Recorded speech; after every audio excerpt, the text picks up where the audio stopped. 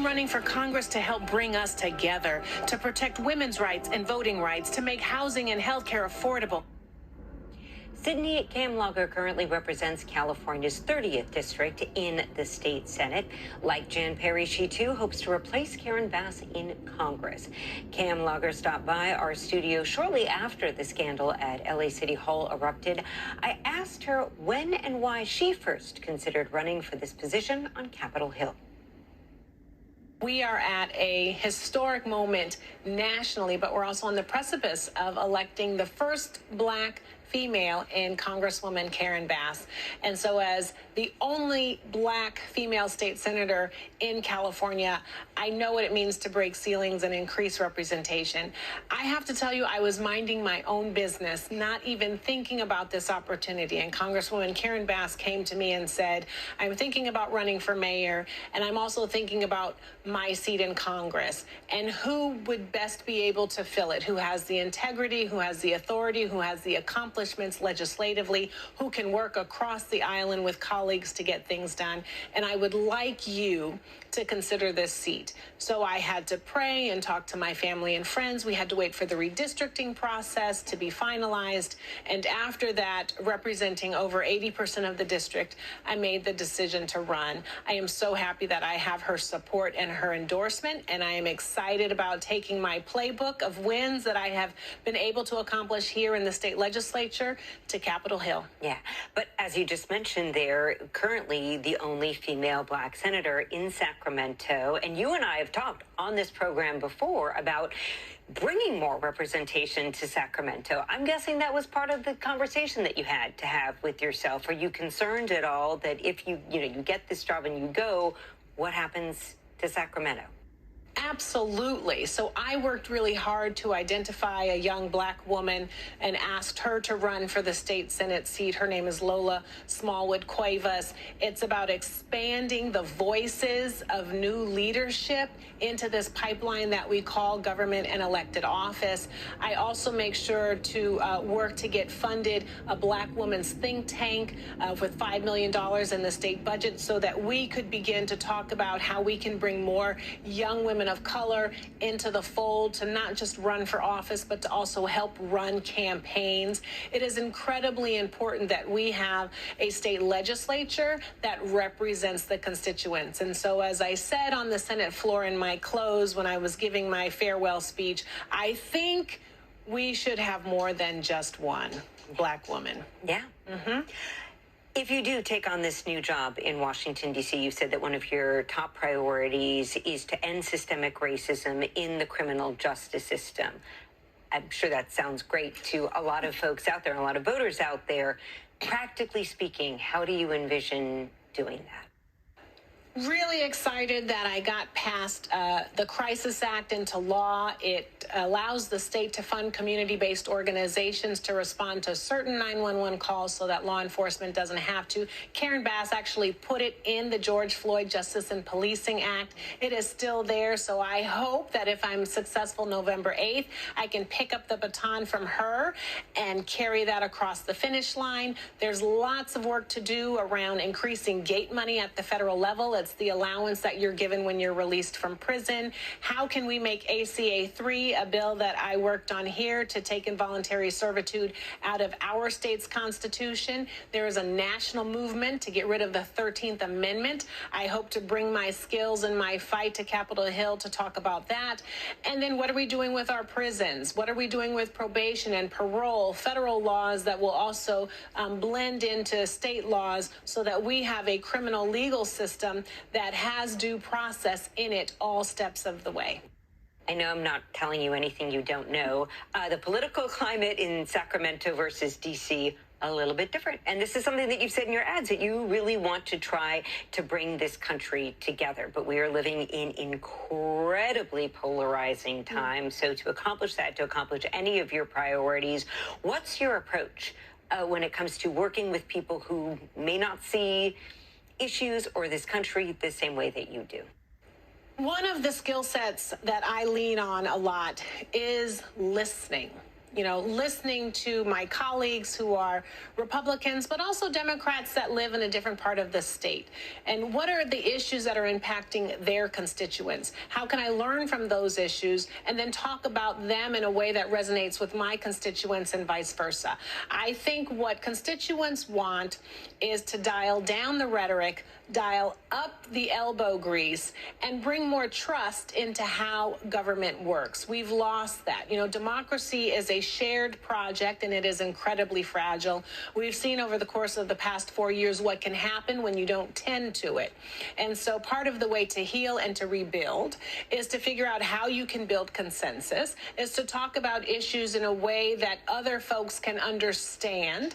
And I say it's really important that we begin to lean into the economic framework of so many issues, because at the end of the day, everyone wants the same thing. I want to be sheltered. I want to be fed. I want to have a job that is paying a dignified wage. I want to make sure my children are safe and learning, and I want to make sure that my elders are taken care of. We might all agree on certain common goals like that. How we get there, of course, different people have different ideas. When we spoke with your opponent, Jan Perry, we asked her the same question I'm going to ask you now. How would you describe the biggest differences? There's undecided voters out there wondering what they're going to do on the ballot when it comes to this race. What do you see as the biggest difference between the two of you? Well, I'm really excited about my accomplishments. I'm a state senator working right now. I got past SB 1245, which codifies that Los Angeles County is a safe haven for abortion access, and it also funds Los Angeles County to make sure that we're providing that kind of care. And I got past SB 679, which is an affordable housing bill. It will now allow for the region of Los Angeles to finance 100% affordable housing, to protect renters, and also to preserve housing stock. I've chaired the Los Angeles County delegation. It's a delegation that's bipartisan and bicameral for the entire time that I've been in the state legislature. These are real accomplishments happening in real time that I think will lend to my ability to get work done in Washington, D.C. As I'm speaking to you, tapes have recently surfaced that were published by the LA Times of several LA City Council members saying truly hurtful, disparaging, racist remarks. And I know that you've had some thoughts on that front. And I'm just wondering, how do you see us as a city moving forward? The comments that were made are painful. They hurt. I am friends with Councilman Mike Bonin. I know his young son. I'm a mother of a black boy myself. And to think that someone is saying those kinds of things about him would break my heart. Sunlight is the best disinfectant. And so we have an opportunity for truth, for reconciliation, and for remedy as we move forward. Government works when there's trust. And it works when colleagues trust each other to do work together, and when constituents trust the folks that they have elected to lead. And when you do not have trust, government doesn't work. And so now these folks are going to have to embark on a journey of regaining the trust that has been lost by their colleagues, by their constituents, and by the city. Sydney Kamlager running for Karen Bass's current district, California Congressional District 37. Thank you so much for dropping by. Thank you for having me. In Congress, it fueled my work to win pandemic relief for small businesses. And now I'm running for mayor to meet today's challenges. Democrat Karen Bass is running to become LA's next mayor, leaving her position in Congress up for grabs. Welcome back to Inside the Issues. I'm Alex Cohen. Two women are vying to replace her, and tonight we hear from them both. First up, former LA City Council member Jan Perry. Earlier this fall, Perry wrote an op-ed about how tennis star Serena Williams inspired her campaign. That's where we began our conversation. It's because she was so exceptionally, extraordinarily tenacious throughout her entire career. And I think that that's a quality that I possess.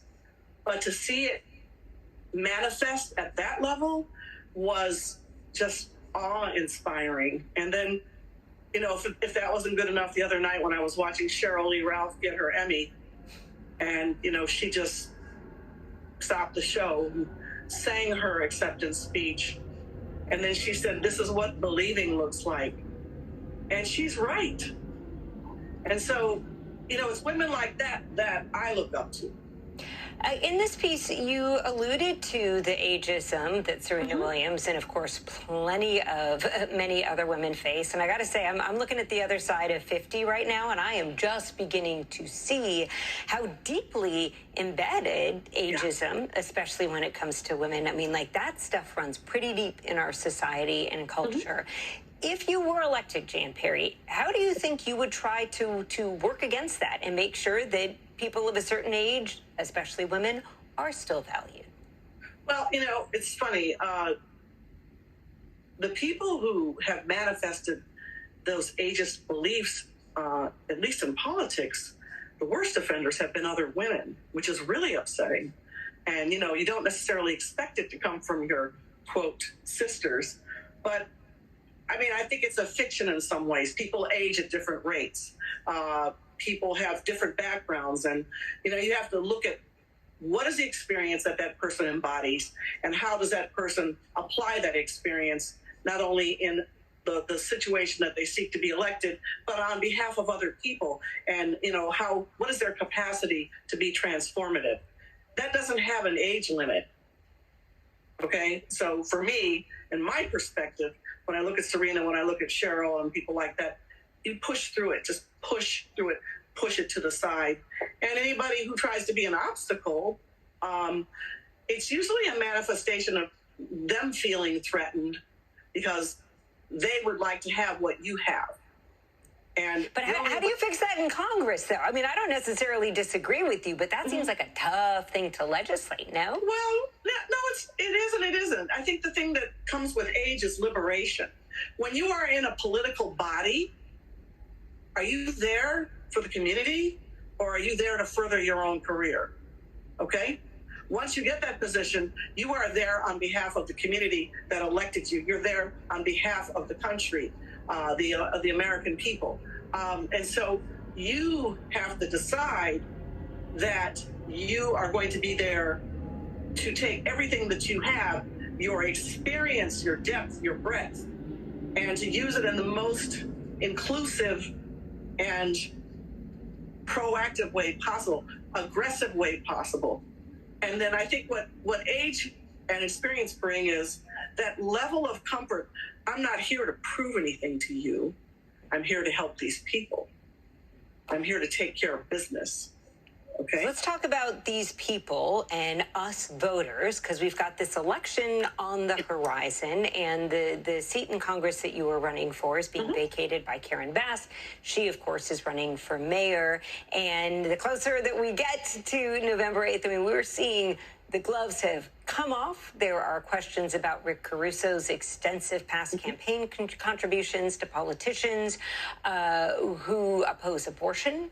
Rick Caruso has said he vigorously supports a woman's right to choose. There are also questions about Karen Bass and her ties to USC. And this is just one race. There are plenty of others where voters are really feeling like, gosh, who do I trust these days? What advice would you give to voters as we sit here trying to make up our minds and figure out who we can really believe in? I would love to be able to say to people, go and look at every candidate. You're trying to figure out what to do. See where they get their money from. That is a story that tells itself. Okay?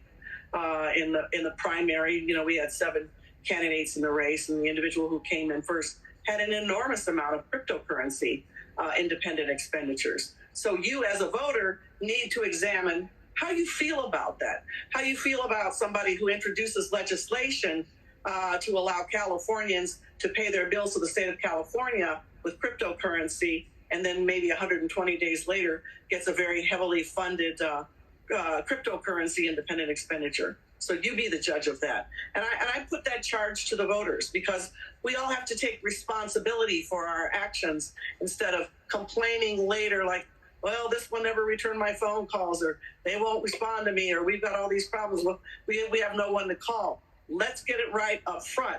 Study the candidates, and then ask the candidates to talk to you, meet them. I'm knocking on people's doors, and it still amazes me that people are actually shocked that I go to their door and I talk to them, because I feel like This is your taxpayer money at work. You're entitled to talk to someone who wants to represent you. And even after they get elected, you're still entitled to talk to them on a regular basis. And so voters have to be more demanding. If you are elected, of course, the bulk of your work will be happening in Washington, D.C., this at a time when there are such deep divisions within Congress. If you were there, what would be the Jan Perry approach to actually working with all members of Congress to really try to get things done in D.C. for Californians? Well, you know, I've been in California a very long time, and like some folks, I wasn't actually born here. My mother didn't drop me out here.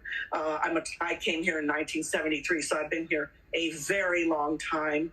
But I think what I have is a familiarity with how people from other parts of the country think and how they conduct themselves. I think I bring that to the table.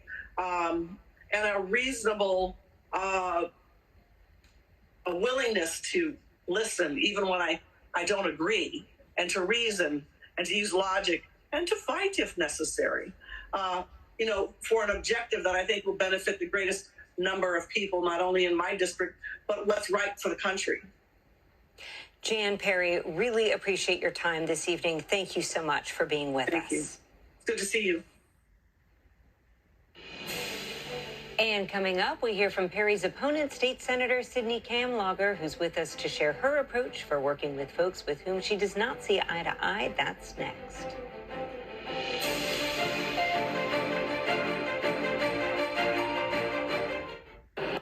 So, I thought you guys were built for business. This network solution doesn't feel like it works for mine. That's accurate. Accurate.